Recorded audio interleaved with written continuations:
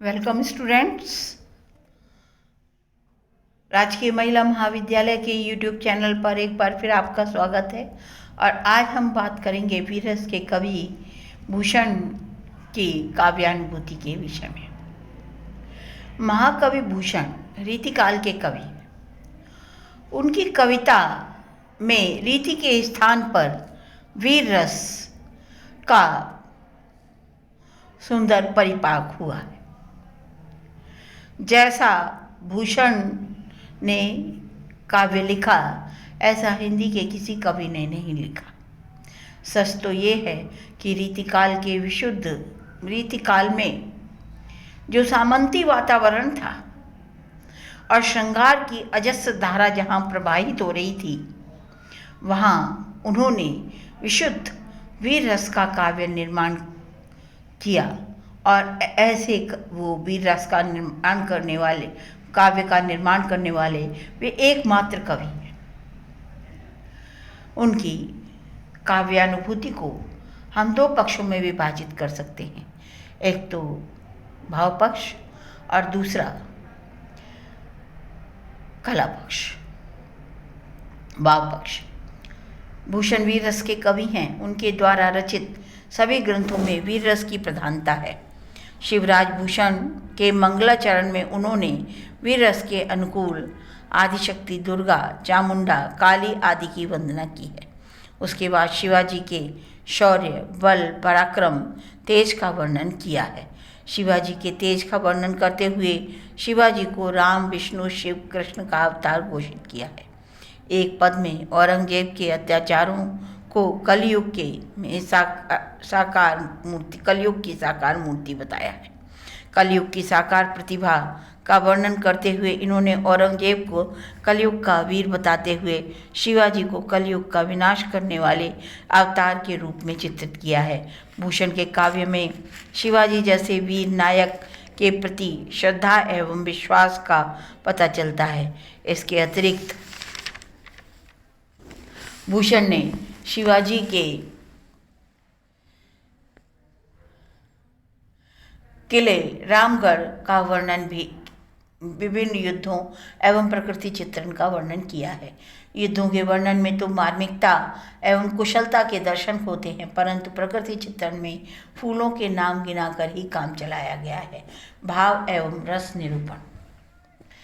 भूषण के मुख्य रूप से वीर रस का निरूपण किया है। वीर रस के अनुसार उन्होंने युद्धवीर, धर्मवीर, कर्मवीर, दानवीर, दयावीर के रूप में शिवाजी का चित्रण किया है।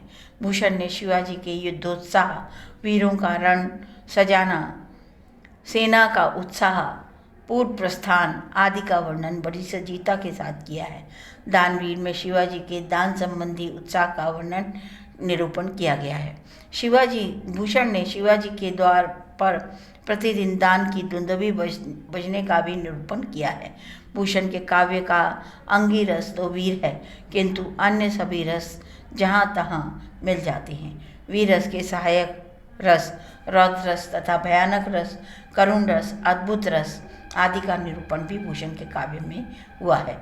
बीभत्स के स्थायी भाव, जुगुप्सा का वर्णन करते हुए भूषण ने युद्ध क्षेत्र में शिवाजी के द्वारा हाथियों को काट ढेर लगा दिए जाने और खोपड़ियों के मंजीरे बनाने तथा इनके द्वारा संगीत का आयोजन किया गया है। करुण रस में शोक स्थायी भाव के रूप में शत्रु नारियों की दशा का वर्णन किया है। स्वदेशानुराग। भूषण के हृदय में अपने देश के प्रति कूट कूट कर अनुराग भरा हुआ था, इसीलिए संपूर्ण भारत की स्थिति का अवलोकन किया। मंदिरों को तोड़कर मस्जिदें बनाई जा रही थी। सारे भारत में इस्लाम का भयानक षड्यंत्र चल रहा था। इस स्थिति को देखकर एक स्वदेशाभिमानी कवि भूषण का हृदय रो पड़ा। उनका प्रतिशोध भाव मुस्लिम जाति के प्रति नहीं था, अपितु उनकी विरोधी भावना अन्यायी और अत्याचारी शासकों के प्रति थी, जो मंदिरों को नष्ट कर रहे थे, जो काशी के सौंदर्य को नष्ट करने पर तुले हुए थे। इसी कारण भूषण ने स्वदेशानुराग से ओतप्रोत होकर कई कविताएं लिखी हैं। प्रकृति चित्रण। भूषण के काव्य में प्रकृति के प्रति विशेष अनुराग नहीं दिखाया गया। वे दरबारी कवि थे। शिवाजी की कीर्ति गाथा गायन उनका मुख्य उद्देश्य था। उसके बाद उन्होंने छत्रसाल की शौर्य गाथा भी गाई है।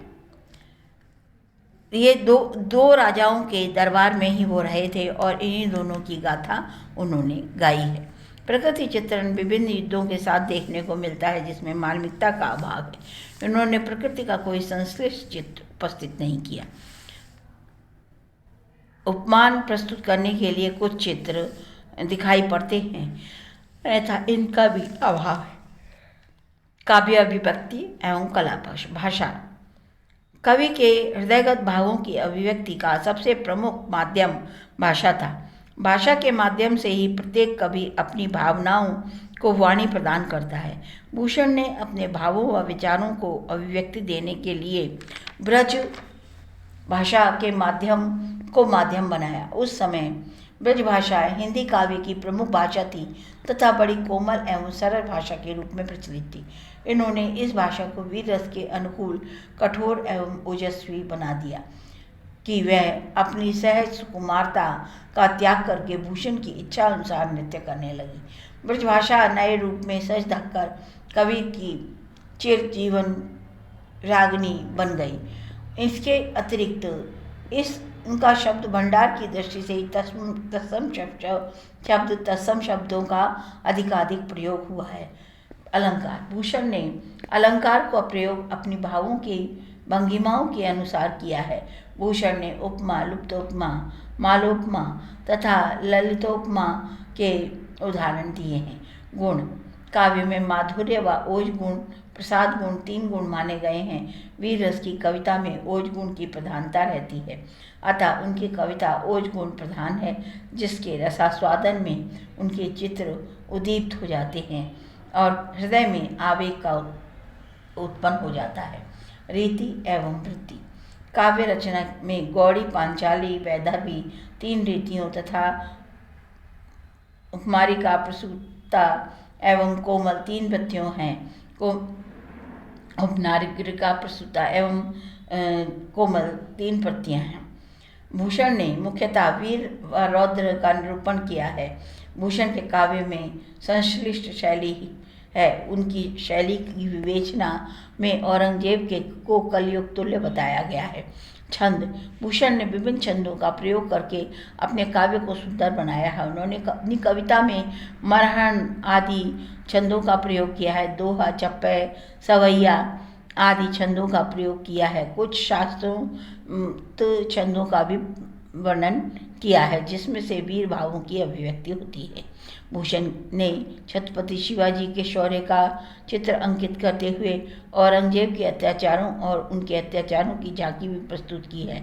भूषण ने राजनीतिक धार्मिकता का चित्रण किया है, सजीवता से किया है। इन वर्णनों में इनकी बहुमुखी प्रतिभा के दर्शन होते हैं। इन्होंने अलंकारों के लक्षण देकर रीति पक्ष की अनुसरण किया है। भूषण ने जिस आदर्श को अपनाकर कवि कर्म आरंभ किया था उसके अनुरूप भाषा का भी प्रयोग किया है। विविध अलंकारों, गुण, रीतियों आदि का प्रयोग किया है। अपने काव्य की विभावों के अनुसार ढालने का प्रयत्न किया है। उन्हीं की भाषा का शिष्य के हृदय में वीर भावों को जगाने का प्रयास समर्थ रही है। भूषण कवि ने महुआ के राजा छत्रसाल और शिवाजी दोनों का अंकन किया है और दोनों को ही सराहा है, उनके दोनों की विशेषताओं का वर्णन किया है। इसके अतिरिक्त भूषण ने किसी और रस की वंदना नहीं की है। तो थैंक यू स्टूडेंट्स, ये भूषण की काव्यानुभूति हुई और यहीं पर हम अपनी वाणी को विराम देते हैं। अगले उसमें भूषण की राजश्रेष्ठता बताऊंगी।